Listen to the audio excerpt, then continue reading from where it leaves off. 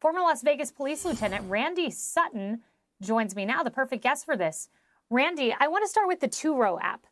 You know, we know it was used in New Orleans to rent that truck. We now know that it was also used in Las Vegas. Could it be a coincidence? Certainly. But the two-row app, I mean, to my knowledge, it's pretty, you know, a remote app. It's not one that's often talked about. It's not like they both rented through Hertz or a well-known company. Are you seeing anything with that connection? Absolutely. I'm not a great believer in coincidences when it comes down to violent crime. There are so many coincidences and similarities involving these two terrorist attacks that I cannot fathom that they are not connected.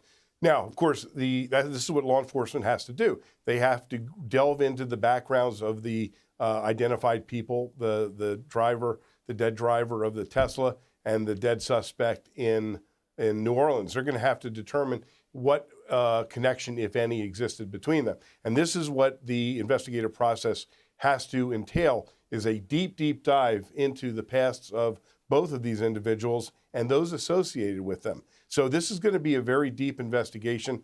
When I first heard about the Tesla explosion, I was literally on the media concerning the New Orleans. And I got to tell you, a shiver went down my spine. And I thought, oh, no, don't tell me it's in my own town this is happening, too. Yeah, Randy, you know, you think about what happened here, and the car pulls up to the valet. The driver doesn't get out. Normally, you pull up to a valet, you'd hop out. You know, most drivers don't roll up to the Trump Hotel with camping fuel and fireworks in the back. So this seems very much intentional, but authorities hesitated to call it terrorism just yet. Do you believe this is terrorism?